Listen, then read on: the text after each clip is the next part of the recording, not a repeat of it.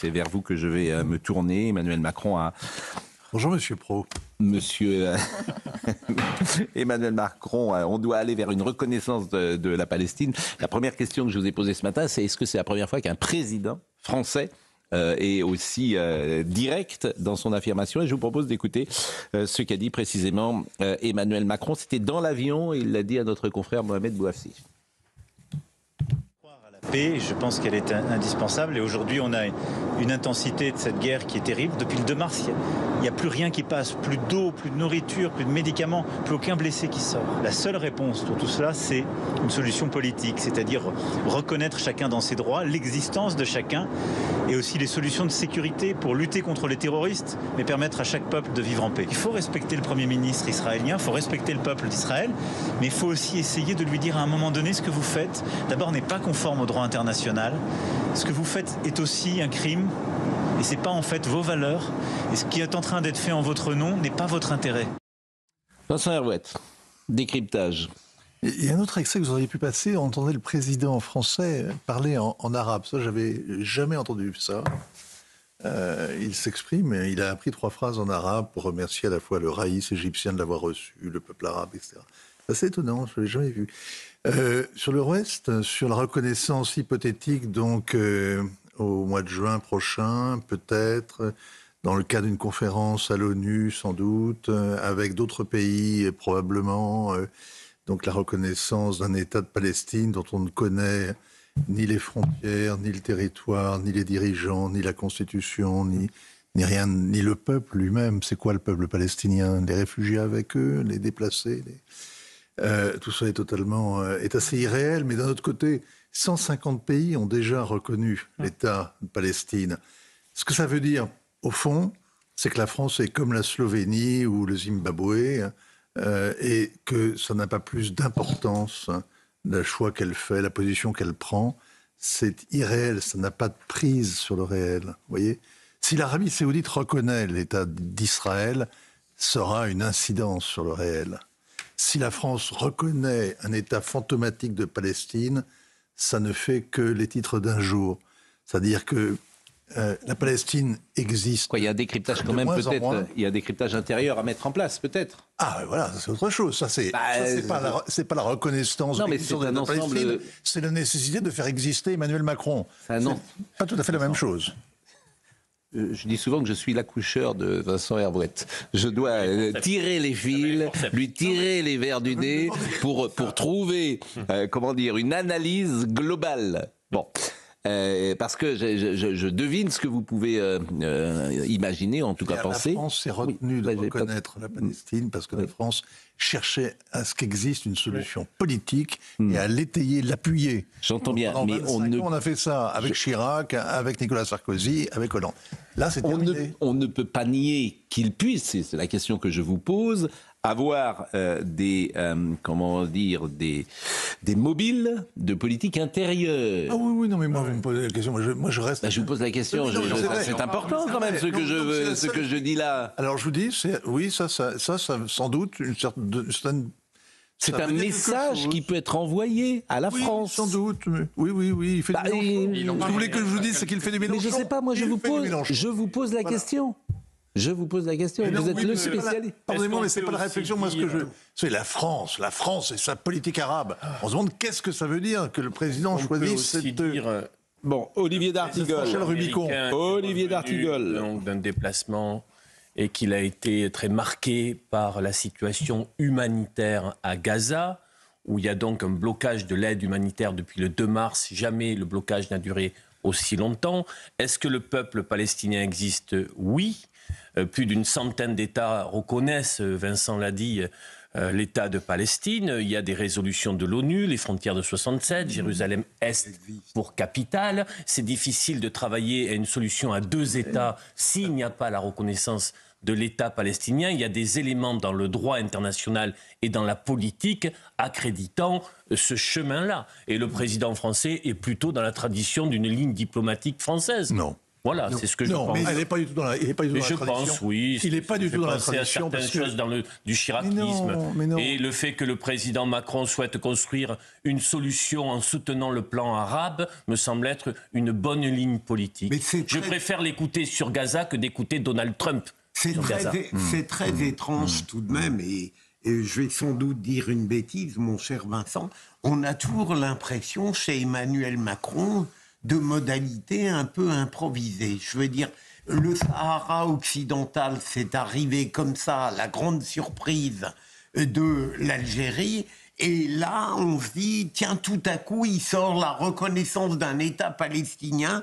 Mais il brûle une cartouche. C'est étrange. Il brûle une cartouche. Ça n'a pas, je ne vois pas le sens de cette déclaration maintenant. Son timing. Par ailleurs, il y a deux otages. C'est pour ça que je vous interroge. Il y en a sûrement un.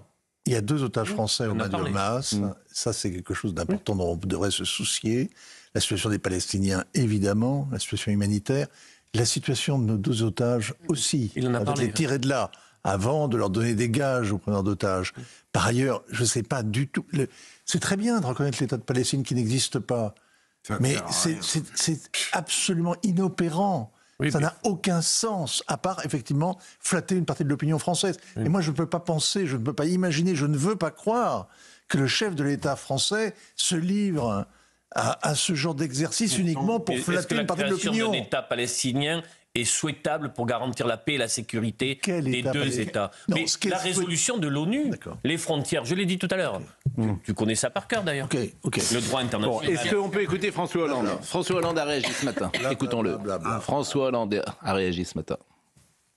Cette reconnaissance, elle doit venir. Si elle vient dans un cadre qui permet à des pays qui ne reconnaissent pas Israël de le faire, et à d'autres pays qui ne reconnaissent pas la Palestine ou l'État palestinien de le faire, c'est un bon processus. Mais il faut quand même dire que c'est purement déclaratoire. Donc ce qui compte, c'est bien sûr qu'un jour il puisse y avoir un État palestinien, mais que le Hamas ne soit pas dans cet État palestinien et que Gaza puisse être une zone où les Gazaouis puissent vivre. Il est formidable. Il doit faire de la politique étrangère. Non, mais non, c'est bien. Non, mais la politique... Non, mais c'est vrai. Mais ce qu'il dit est évident. Oui. C'est vrai que si ça aide les Saoudiens à sauter le pas, tant mieux, mais... Non, mais Sébastien Chenu. Sébastien Chenu, après je donne la parole à Virginie Géraud. Je donne la parole. Je crois que c'est prématuré. Je crois qu'encore une fois, Emmanuel Macron manque de hauteur de vue. Nous, on est favorable à 2 États au Rassemblement national, c'est-à-dire que l'État palestinien un jour existe. Je n'y vois pas d'inconvénient, mais aujourd'hui, l'État palestinien, il est adossé au Hamas. Enfin, l'État palestinien. Aujourd'hui, l'autorité palestinienne, elle est adossée au Hamas. Et on ne peut pas imaginer un État qui serait adossé au Hamas. C'est envoyer un signal qui est finalement fait du terrorisme et on vous reconnaîtra des droits. C'est très prématuré et je pense qu'Emmanuel Macron, comme bien souvent, met un peu la charrue avant les bœufs, probablement pour des raisons d'ailleurs domestiques, des raisons intérieures, pour envoyer des signaux. Il me semble évidemment être très loin de la réalité. Déjà en 1947, l'ONU préconise la solution à 2 États en laissant 45% du territoire palestinien aux Palestiniens. Cette solution a été refusée. Ça fait presque 80 ans qu'on n'arrive pas à la mettre en place. Est-ce que vous croyez sincèrement qu'on est capable d'y arriver aujourd'hui? Je le souhaite. Je pense que c'est la bonne solution. J'ai peur que ce soit, hélas, illusoire.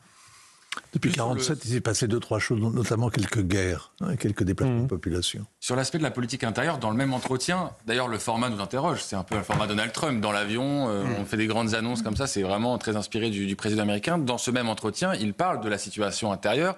Il dit se féliciter du fait qu'on n'ait pas importé le conflit en France. Et dans le même temps, il s'alerte du fait qu'il y ait des actes antisémites en pleine recrudescence. Et il dit, dans cet entretien, on peut s'indigner de la situation à Gaza sans prendre aux ressortissants juifs, aux Français de confession juive.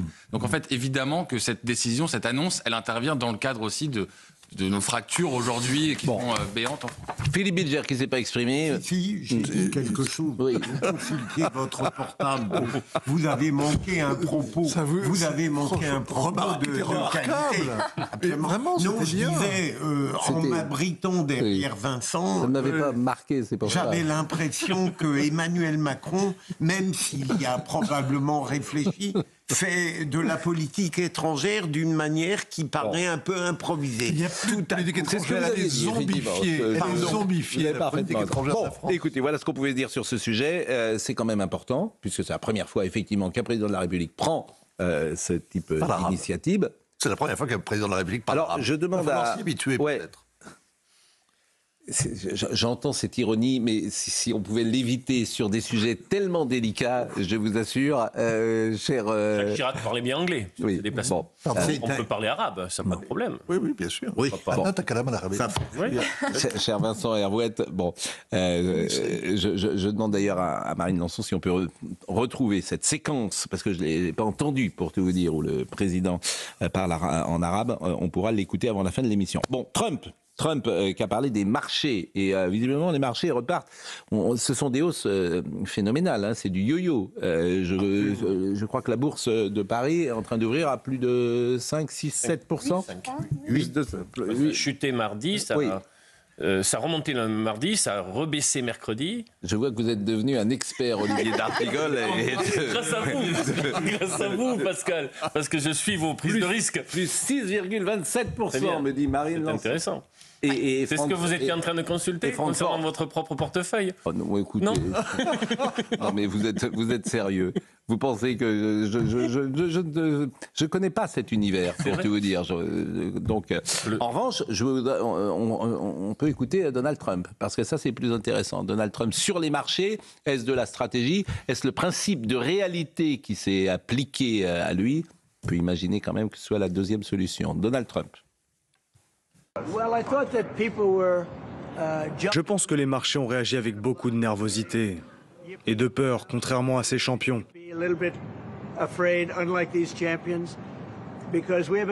Nous avons un travail important à faire.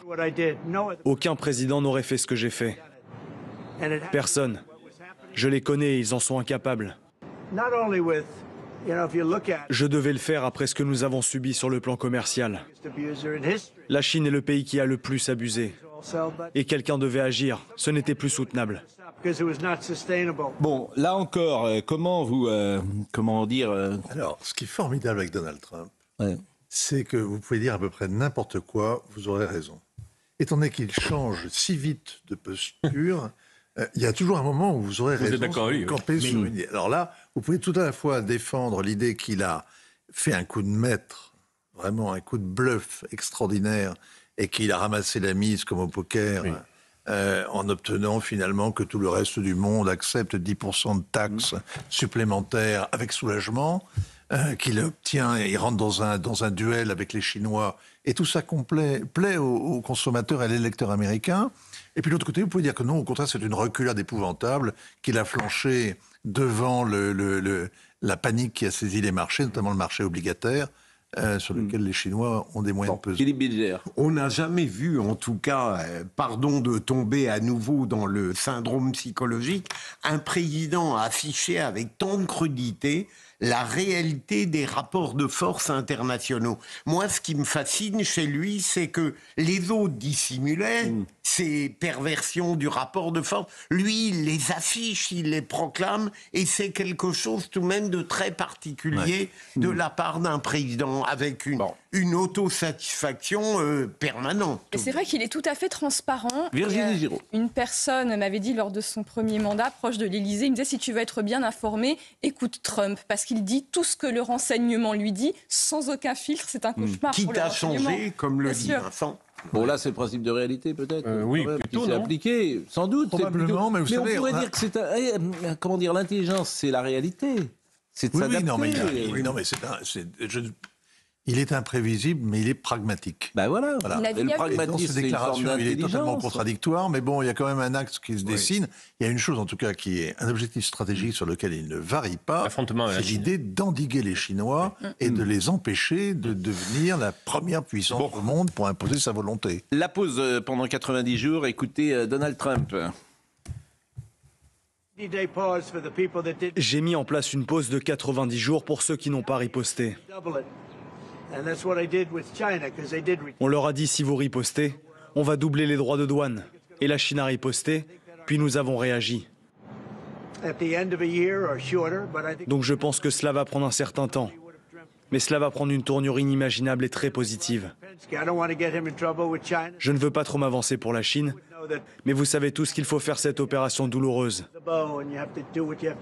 C'est nécessaire et je l'ai fait. Bon. Le coût. Comment ? Le coût de cette opération, on va voir. Mais là, vous avez 3 mois, le printemps, profitons-en. Ça nous renvoie à l'été. On va pas négocier. Écoutons François Hollande qui s'est exprimé là-dessus. Ça reste un partenaire. On est obligé de discuter avec le président des États-Unis, quel qu'il soit. Mais ce n'est plus un allié. Quand un allié vous met des taxes à ce niveau-là, quand il est capable de mettre par terre votre économie, et quand il discute avec Vladimir Poutine plus qu'avec Zelensky, et qu'il est dans une forme de regard sur l'Iran qui est un peu particulier, vous vous dites il faut le regarder pour ce qu'il est, c'est-à-dire quelqu'un qui ne regarde que ses intérêts, parce qu'en l'occurrence, il ne sert pas les intérêts du peuple américain. Il est regardé, et pour lui c'est sans doute assez cruel, comme étant faible. Donc il faut faire attention. Il ne s'agit pas de réanimer le monstre, si je puis dire, de le fouetter pour espérer qu'il va entendre raison. Le monstre. Le monstre. Excellent analyste. Il est bien, ce type-là. Mais le problème avec le monstre, c'est tour brillant, mais on ne sait jamais si c'est entre sérieux et ironie. Je ne sais jamais s'il est... Si vous voulez. Mais quelle importance! Oui, quelle importance, je veux bien, pardon. Alors écoutez, vous savez ce qu'on va faire? On va partir, on va fermer l'émission, quelle importance, et puis on va aller jouer, voilà. Tu vois, je veux bien. Allez, je m'en vais. Mais non, mais si je vous pose des questions et que vous me dites quelle importance, tout ce que je vous pose, vous me dites quelle importance, on s'en fiche, bidule, tout ça n'a aucun affaire. Je m'en vais. Je rentre chez moi. Et qu'est-ce que vous voulez que je vais jouer au tennis? Dans son avion, qui a mais non, mais Vincent, un pays sans majorité, oui, incapable de contrôler ses frontières, 4300 milliards de dettes. Mais j'entends bien, personne n'écoute. Eh ben d'accord, alors qu'est-ce que vous voulez, on fait autre chose alors, et qui nous parle d'un pays imaginaire. D'accord, mais qu'est-ce que vous voulez que je... convulsion. Ça n'a aucun intérêt. Bon, alors je vous remercie de dire que ce dont je parle n'a aucun intérêt. Je parlais d'autre chose, on va parler du PSG si vous voulez, je parlais du PSG hier soir. Il faut Vous étiez au stade, Pascal. Vous étiez au stade. Mais non, j'étais pas au stade. Arrêtez avec les futilités. Bon, allez, tiens, est-ce qu'on peut voir les buts du PSG? Voilà, ça vous apprendra. Je vais les mettre là. Et Marine, est-ce qu'on peut voir les buts du PSG? Parce que j'en ai assez ce matin. Alors, pour nos amis d'Europe 1, ça va pas être... voilà, ils vont pas les voir. On va faire de l'audio-description. Non, mais on va faire de l'audio-description. Non, mais c'est incroyable quand même. Vous voulez me... Bon. Ce suicide en direct. Comment? Je veux dire, vous ne pouvez pas montrer des buts du foot. Il a conscience de la futilité des choses. Mais oui, non, mais j'ai bien conscience que vous avez effectivement la futilité des choses. J'ai bien compris cette affaire. Je vous assure et je vous remercie. Non, moi j'étais frappé par la pertinence du propos de François Hollande. Vous voulez qu'on réécoute? Il n'y a que la seule raison, la seule justification de la déclaration du président de la République était qu'il espérait ainsi entrer l'Arabie Strasbourg. Voilà. Strasbourg. On va parler de ce qui se passe en France parce que c'est quand même extravagant ce qui se passe en France. L'extrême gauche, oui, vous dites c'est vrai, mais non, mais je trouve en 8 jours, quand Lyon, Strasbourg, l'Assemblée nationale, c'est quand même pas rien. Mais Virginie Giraud, vous qui vous intéressez à l'histoire, où est le fascisme aujourd'hui? Où est le totalitarisme aujourd'hui? Où est l'intolérance aujourd'hui? De quel côté sont ceux qui veulent empêcher les autres de parler? Alors déjà, ce qui est intéressant, et tous les historiens du XXe siècle le disent, c'est que le fascisme correspond au contexte historique des années 30-40 en Europe. Donc il n'y a pas de fascisme aujourd'hui, ça n'existe plus, et utiliser ce mot à tort et à travers ne mène pas à une compréhension de la situation. Très bien. D'ailleurs, le fascisme, comme l'a très bien écrit Frédéric Lemoyle, spécialiste du fascisme en Italie, met ses racines dans le socialisme. Ce qui est très intéressant. Donc effectivement. Bon, alors où est l'intolérance, si vous voulez? Vous mettez le mot que vous voulez. Où est l'intolérance aujourd'hui? Aujourd'hui, il semblerait qu'effectivement, elle est plutôt dans des mouvements de l'extrême gauche qui pratiquent l'intimidation. Mais c'est pas du fascisme non plus, c'est autre chose. Alors, si vous voulez, d'accord. Et c'est quoi le nom alors? Justement, les historiens vont avoir besoin d'un peu de temps pour trouver le nom. Ah bon? Écoutez, tout le monde. Le carillon, ça vous n'êtes pas au courant qu'il y a un carillon? Non, alors vous dites plus un mot. Voilà, jusqu'à la fin. Voilà. Une forme de désordre. Non. Voilà, vous n'êtes plus d'un mot parce que vous allez me dire à quoi bon le fascisme et tout ça, ni rien. Le fascisme est derrière le micro. Mais ça a toujours existé. Quoi? Qu'est-ce que vous avez dit? Non, rien. Il a dit quoi? Rien. Non, vous avez dit quoi? Non, vous devriez écouter. Le carillon a sonné. Mais non, vous avez dit quoi? Vous avez dit quelque chose de méchant? Mais pas du tout. Faites attention, autrement je parle de votre propriété à Guérande et ils vont venir avec des pics. Croyez-moi, ils vont venir et ça va secouer. Parce qu'ils vont venir avec des pics et ils vont dire est-ce que le seigneur du château est là? On emballe.